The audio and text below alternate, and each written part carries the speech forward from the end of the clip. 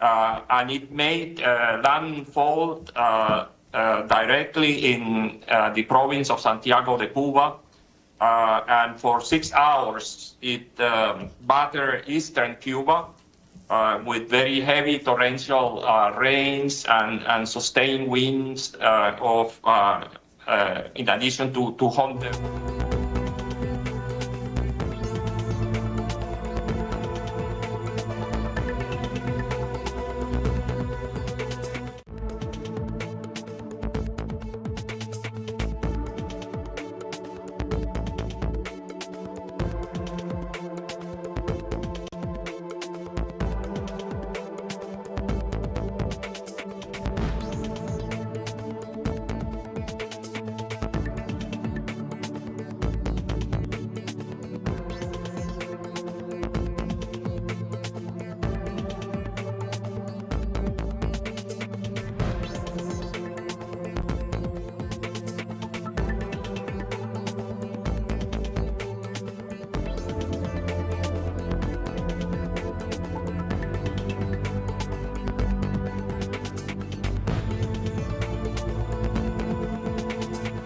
This information is still preliminary.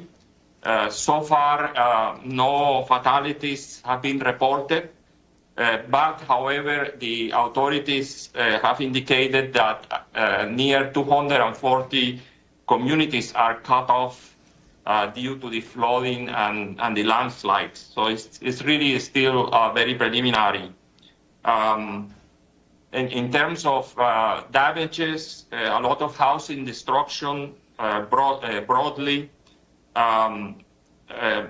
critical infrastructure also affected, including health facilities, schools, power lines, telecommunications has been a challenge so far. Also, food production has been compromised after such extensive damage on crops and farmland. Now, in terms of the national response, despite Cuba's conditions, Cuba has demonstrated the strength of its civil defense system, which is grounded on many decades of disaster preparedness. More than 735,000 people were safely evacuated to protection centers, and many of these protection centers were schools that were repurposed temporarily for such protection centers after the classes were suspended.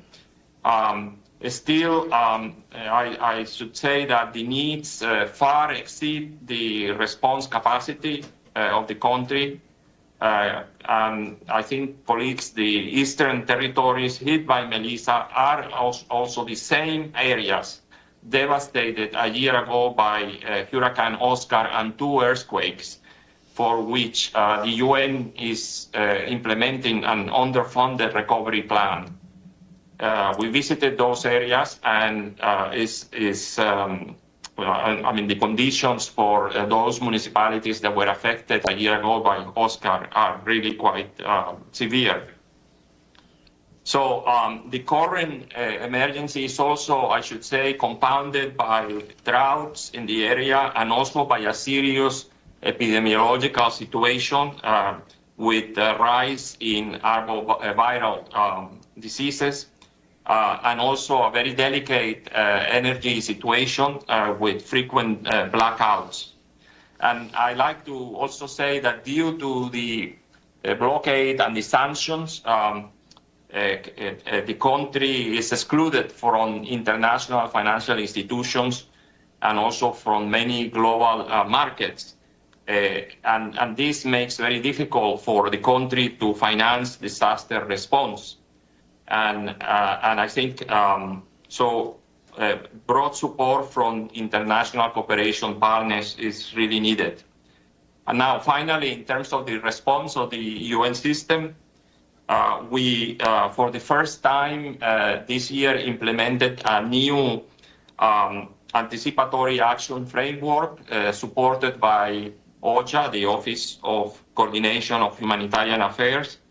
And this anticipatory action mechanism allow us to intervene prior to the event, to the hurricane impacting the country. And this is quite important for us because it helps us adapt to some of the restrictions to bring humanitarian goods to the country. So it strengthens our strategy for pre-positioning of goods in the country.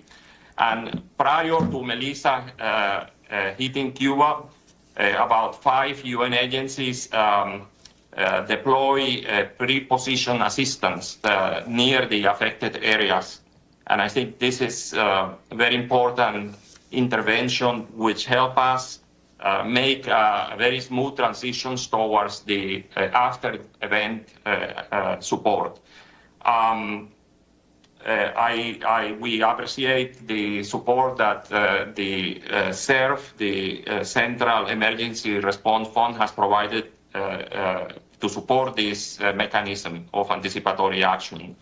The country, I think, ability to respond and to prepare and improve the pre-positioning is quite key, as I said, for a country under sanctions such as Cuba to support his humanitarian response. We have, at the moment, 2 colleagues from OCHA together with us supporting our UN country team in these efforts. Broad support is required, and for that, the UN and the national authorities, the civil defense, the local governments are right now busy preparing an action plan to assist around 2 million people who are considered to be in greatest needs across 6 different humanitarian sectors, which are food security, health, education, shelter and housing, water and sanitation, and logistics. And we are working to launch this plan in the coming days. Thank you so much. Thank you very much. And now we'll hear from Gregoire Goodstein, the Humanitarian Coordinator at Interim for Haiti.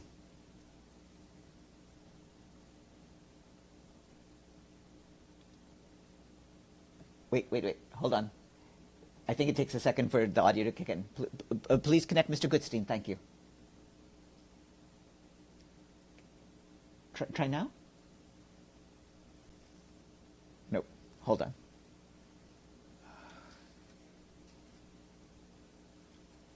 Unmute. Okay, what about now? Yeah, you're set. Yes. Please, go ahead. Great. So thank you for inviting me for this briefing. So as you know, Haiti was also hit by Storm Melissa. Over the last several days, it swept across Haiti's southern departments, and it moved gradually north at a very slow speed, which brought torrential rains, flash floods, and of course landslides. Unfortunately, a number of lives were lost, homes were damaged, or at least as well as destroyed. Roads have been cut off, and many families have been displaced.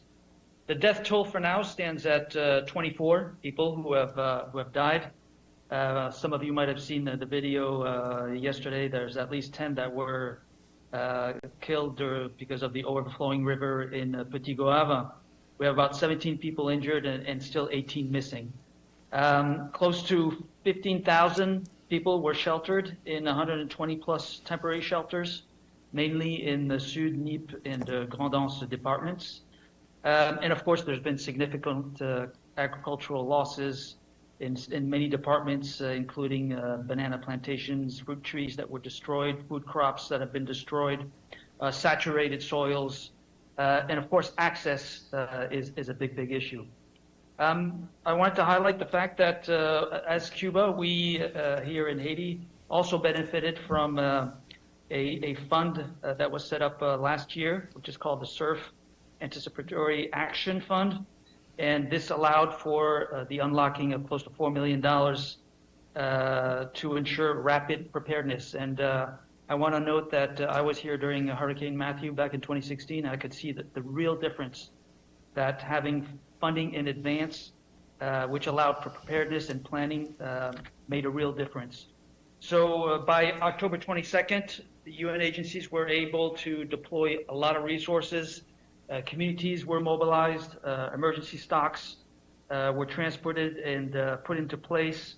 We had a few hundred evacuation shelters that were also opened, cleaned up, made ready to functions. You have to keep in mind a lot of the families, when they left their homes, they prioritized women and children to be put in those evacuation shelters. Food, water, hygiene kits, medication, shelter materials were all pre-positioned in high-risk areas. And of course, we had rapid response teams that were deployed in sync with national counterparts. I think a big plus in the preparedness was also the fact that we were able to send out early warning messages to many parts of Haiti. I think I heard that there were close to 3.5 million messages that were sent out informing families of the danger and giving them clear indications on what to do, including going to evacuation centers. So I think that really played a big role in terms of saving lives. I want to also highlight the very proactive engagement and coordination that we had with national authorities, especially the Directorate of Civil Protection, la DGPC as we call it here, which really ensured that many lives were saved and that there was a lot of operational coordination throughout the response, which of course the response is continuing. We haven't made a full assessment, humanitarian assessments, because of access difficulties is still ongoing, and we're going to take a few more days to better understand the full impact of this hurricane, including the human toll, casualties, injuries, missing people, and of course infrastructure, houses, etc. And we hope to be able to inform you on the next phases of our response and recoveries. We have to keep in mind that this all comes on top of an immense humanitarian crisis that Haiti has been facing for a number of years, right? We have 1.4 million people that are displaced because of gang violence, including with very severe and widespread gender-based violence, children at risk of recruitment by gangs, immense psychological distress amongst the displaced population. So all of this is coming on top of the very critical situation that we're facing now. There's also 5.7 million people, which is about half of the population, that is going hungry every day. We also have flashpoints of cholera, including here in Port-au-Prince, in the capital. So we're also having a public health emergency on top of all the existing vulnerabilities. And then finally, I'll add that our humanitarian response plan is grossly underfunded. It's 87% underfunded, and this is really putting at risk our ability to continue with life-saving operations, whether it's linked to the hurricane or to the existing crisis linked to gang violence. So I'll stop here. Okay, thanks very much. I'll now open the floor for questions. Yes, Evelyn?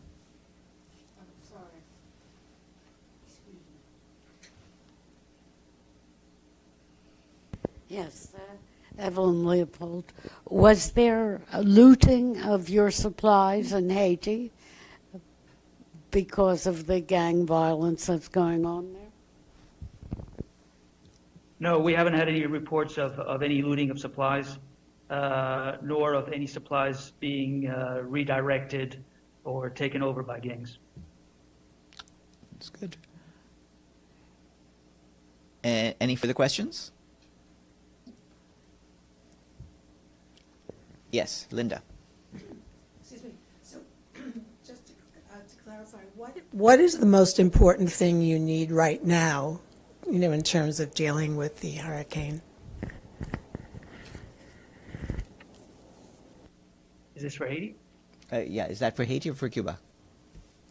For Haiti. I mean, for both, but for Haiti to begin with. Gregoire, maybe you first, and then Francisco. But like I mentioned, because of still significant access issues, there are roads that have been destroyed, towns that are inaccessible right now. Thankfully, we do have UNHAS, but also because of the weather, we've had to interrupt a lot of the flights. But it's clearing up now, even as I speak. I think it's a weather that allows for flights to happen.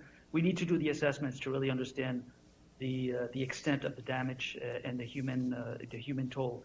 But essentially, what we're looking at is securing the funding that we need to actually implement the response plan that we have throughout the country, not just linked to the hurricane response, but also linked to displacement and the gang violence. So what we need right now is the funding. We have the teams on the ground. We have the coordination structures with the government, but we don't have the resources. Francisco? Yes, thank you for the question.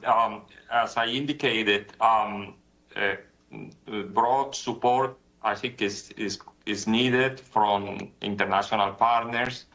At the moment, we are preparing a UN action plan, which is a key instrument for us to mobilize resources. And given previous hurricanes in this part of the country, normally the needs are focused on food assistance, health, repair of health facilities, and recovery of health facilities, schools, infrastructure is also affected, shelter and housing.